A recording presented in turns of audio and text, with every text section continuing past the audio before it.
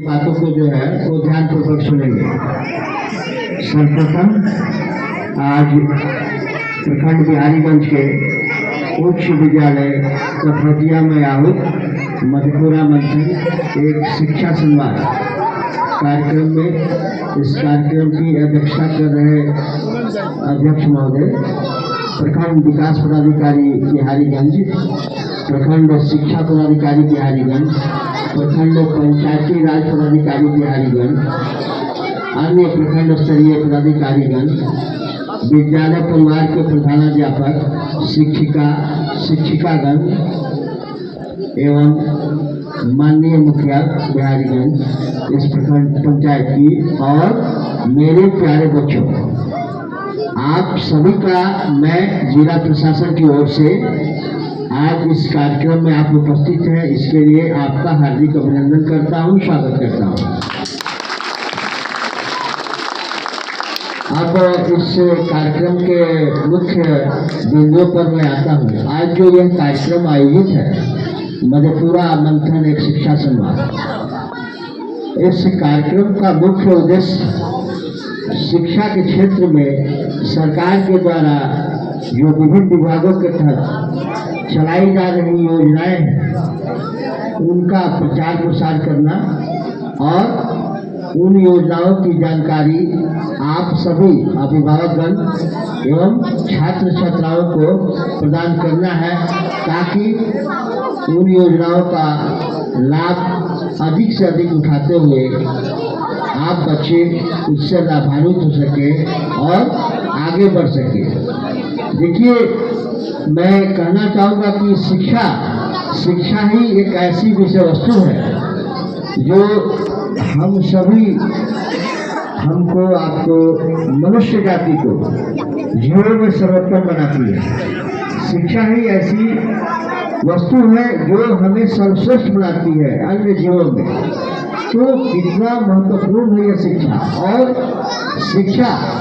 शिक्षा प्राप्त करना आवश्यक है, इसलिए नहीं कि केवल हम अपने रोजगार का साधन पा सकें, बल्कि इसलिए जरूरी है कि हम अपने अधिकार और कर्तव्यों से भली भांति परिचित हो सकें, गलत और सही के बीच में अंतर कर सकें। यह शिक्षा का मूल उद्देश्य होता है। साथ ही शिक्षा का उद्देश्य शिक्षित के साथ साथ सुसंस्कृत कल्चर्ड होना भी होता है। तो मैं ये कहना चाहूँगा कि ये जो शिक्षा संवाद है, इसमें केवल शिक्षा विभाग के द्वारा 42 योजनाएं चलाई जा रही हैं। आप सभी को जानकर आश्चर्य होगा, शिक्षा के विकास के लिए हमारी सरकार के द्वारा केवल शिक्षा विभाग के द्वारा 42 योजनाएं चलाई जा रही हैं, और अन्य विभागों के द्वारा भी, जैसे अनुसूचित जाति जनजाति कल्याण विभाग, पिछड़ा वर्ग मध्य पिछड़ा वर्ग कल्याण विभाग, बाल विकास परियोजना विभाग इत्यादि विभागों के द्वारा भी कई योजनाएं चलाई जा रही हैं। और इन सभी योजनाओं का एकमात्र उद्देश्य है शिक्षा का सर्वांगीण विकास। हमारी सरकार ने, बिहार सरकार ने जो कार्य किया है, आप सभी अभिभावक और बच्चे भी देख पा रहे होंगे कि शिक्षा के क्षेत्र में आमूलचूल परिवर्तन हुआ है।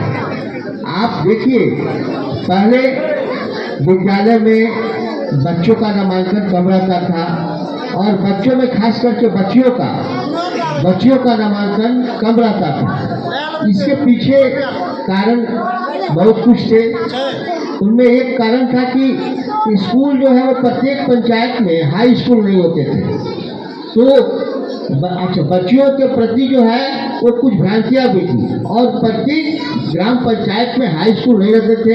8 किलोमीटर 10 किलोमीटर पर हाई स्कूल होते थे, तो लोग अपने बच्चों को वहाँ नहीं भेजना चाहते थे।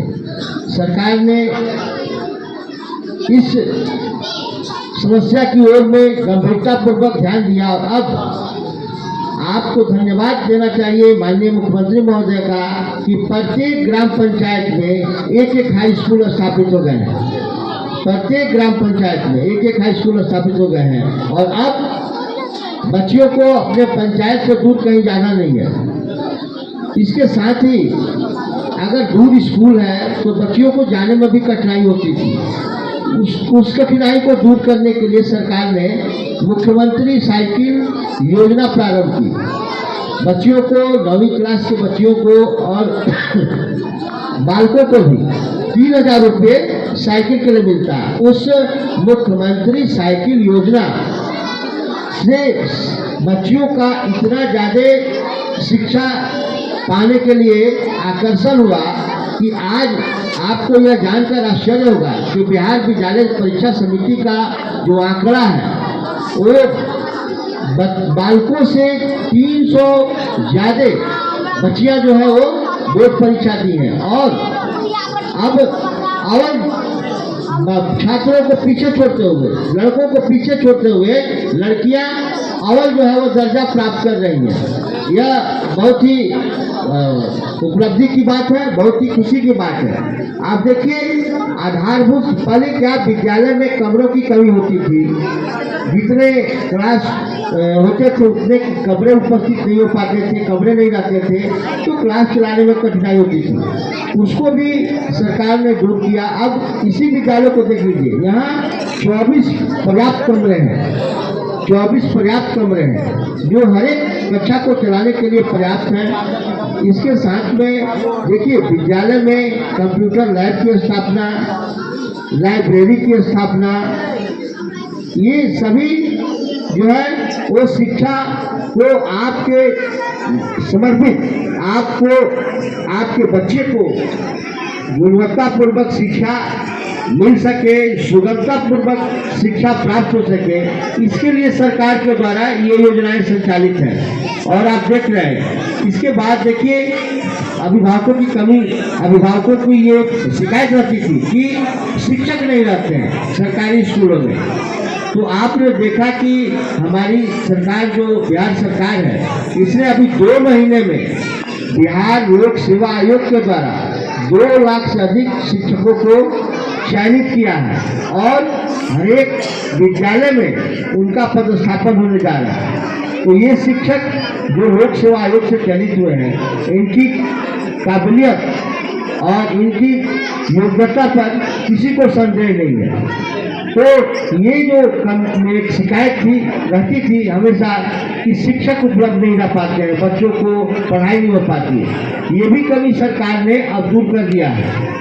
और आप देखिए यही नहीं, प्रत्येक अनुमंडल मुख्यालय में सरकार की जो माननीय मुख्यमंत्री की योजना मुख्यमंत्री 7 निश्चय के तहत प्रत्येक अनुमंडल मुख्यालय में एक महिला ITI की स्थापना सरकार के द्वारा की जा रही है। आपके उड़ा किशोरगंज अनुमंडल में ITI का उद्घाटन बहुत जल्द होने जा रहा है, भवन बनकर तैयार है। तो प्रत्येक अनुमंडल मुख्यालय में ITI और प्रत्येक जिला मुख्यालय में इंजीनियरिंग कॉलेज और मेडिकल कॉलेज की स्थापना सरकार के द्वारा की गई है। और यह आप सभी के बच्चे चाहे किसी भी क्षेत्र की शिक्षा प्राप्त हो सके, प्रारंभिक स्कूल से लेकर के मेडिकल इंजीनियरिंग तक की, उनको दूर नहीं जाना पड़े, उनको सुगमतापूर्वक शिक्षा प्राप्त हो सके, इसके लिए सरकार के द्वारा ये सभी प्रयास किए गए हैं। इसके साथ आप देखिए आपके बच्चों को पोशाक योजना, इसमें आप बच्चों को पैसा मिलता है, बच्चियों को पैसा मिलता है कि आप प्राइवेट स्कूल की तरह एकदम फुल टाइट ड्रेस में जो है आए, ताकि आप भी स्मार्ट दिखें, है ना। और स्कूल का वातावरण भी लगे कि नहीं बच्चे जो है वो एक ग्रुप ड्रेस में है, तो इससे जो है खुशनुमा जो है वातावरण स्कूल के अंदर हो। इसके बाद देखिए आपको पठन पाठन के लिए पुस्तकें भी उपलब्ध कराई जाती हैं, साथ ही आपको कॉपी, कलम, ग्राफ पेपर, अन्य जो सामग्रियाँ हैं उसको खरीदने के लिए छात्रवृत्ति दी जाती है। मिलती है ना, छात्रवृत्ति मिलती है या नहीं? बोलिए, हाथ उठाओ, किसको किसको मिली है छात्रवृत्ति? छात्रवृत्ति से कौन कौन लाभान्वित है? हाथ उठाओ भाई। यहाँ का है, और लोग को नहीं मिला क्या? इस वर्ष नहीं मिला मिला या अगले वर्ष नहीं मिला है? भाई ऐसे हम इसको नोट करेंगे हेडमास्टर साहब की इस वर्ष की छात्रवृत्ति मिल जाएगी, अगले वर्ष मिली थी ना, तो मिली है। अब ये देखो, तुमको स्कूल आना है, छात्रवृत्ति या सरकार के द्वारा संचालित अन्य योजनाओं का लाभ तभी मिलेगा जब तुम लोगों की उपस्थिति स्कूल में 75% रहेगी। तो ये नहीं है कि हम स्कूल से भागे रहेंगे, अटेंडेंस कम रहेगा और हमको लाभ मिल जाएगा, ये नहीं चलेगा, है ना। अब आपको आपकी उपस्थिति 75% रहनी चाहिए। मैं अभिभावकों से भी कहूँगा कि सरकार अब आपके द्वार पर आ रही है, आपको सभी योजनाओं की जानकारी प्रदान की जा रही है। साथ ही सरकार यह आपसे आशा रखती है कि आप अपने बच्चों को लगातार स्कूल भेजेंगे, उनकी उपस्थिति रहेगी। अब न शिक्षकों की कमी है, न कमरों की कमी है, न अन्य प्रकार की कोई जो है वो सुविधा की कमी है। तो आप अपने बच्चों को कंटिन्यू स्कूल भेजिए ताकि वो जो है स्कूल में उनकी उपस्थिति 75% बन सके। दूसरी चीज, अब शिक्षा विभाग के द्वारा प्रत्येक विद्यालय में मासिक परीक्षा आयोजित की जा रही है। साथ ही ये आपको एक मिशन दक्ष कार्यक्रम चलाया जा रहा है। इसमें जो कमजोर बच्चे हैं, प्रत्येक वर्ग के जो कमजोर बच्चे हैं, 10 कमजोर बच्चों को चिन्हित करके उन कमजोर बच्चों को कैसे आगे लाया जाए, कैसे उनको सामान्य जो अन्य छात्र हैं उनके समतुल्य लाया जाए, इसके लिए सरकार ने मिशन दक्ष कार्यक्रम चलाया है और उन बच्चों पर फोकस किया जा रहा है। इसके अलावा आप देख लीजिए, आपके बच्चे अगर यूपीएससी, यूपीएससी की परीक्षा, पीटी परीक्षा, केवल पीटी परीक्षा, अगर बीपीएससी की परीक्षा पास करते हैं तो उनको मुख्यमंत्री सिविल सेवा प्रोत्साहन योजना के तहत 50,000 रुपये की राशि दी जाती है कि वो मुख्य परीक्षा की तैयारी अच्छी तरीके से कर सके। इसके अलावा यदि यूपीएससी की परीक्षा, वो प्रारंभिक परीक्षा पास करते हैं तो उनको 1 लाख रुपये दिया जाता है ताकि वो मुख्य परीक्षा की तैयारी अच्छे ढंग से कर सके। इतनी अच्छी अच्छी योजनाएं हैं। और अब देखिए, एक मानसिकता की तरफ मैं आप सभी का ध्यान आकर्षित करना चाहता हूँ कि आप लोगों को ये मैं कि प्राइवेट स्कूल में हमारे बच्चे पढ़ेंगे तो अच्छे पढ़ेंगे, उनको अच्छी शिक्षा मिलेगी, और सरकारी स्कूलों में जो है उसकी गुणवत्ता आप समझते हैं कि कम है। लेकिन अब इस भ्रांति को आप दूर कीजिए, अब इस मानसिकता से आप बाहर निकलिए। अब तो बीपीएससी के द्वारा चयनित शिक्षक विद्यालय में पदस्थापित हो रहे हैं, तो आपके बच्चे को गुणवत्तापूर्वक शिक्षा मिलनी ही मिलनी है। और शिक्षक का परफॉर्मेंस भी अब बच्चों के परफॉर्मेंस से आने वाले समय में जोड़ा जाएगा।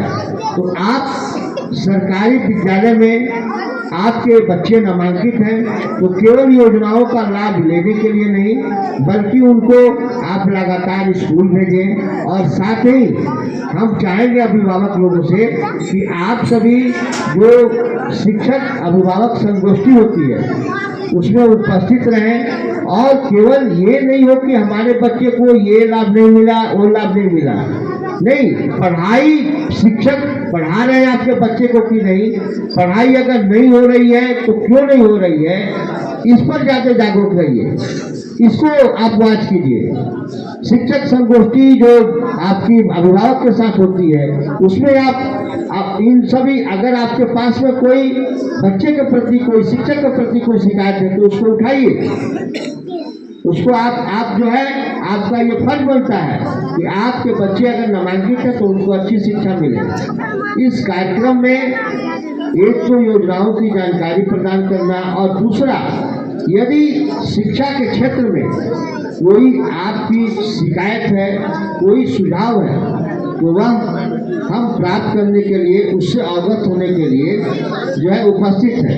आप अपनी शिकायत, अपने सुझाव को दर्ज कराइए, स्टॉल लगा हुआ है, और उन शिकायतों को, उन सुझावों को जिला प्रशासन के समक्ष रख करके उसको दूर करने का भरसक प्रयास किया जाए।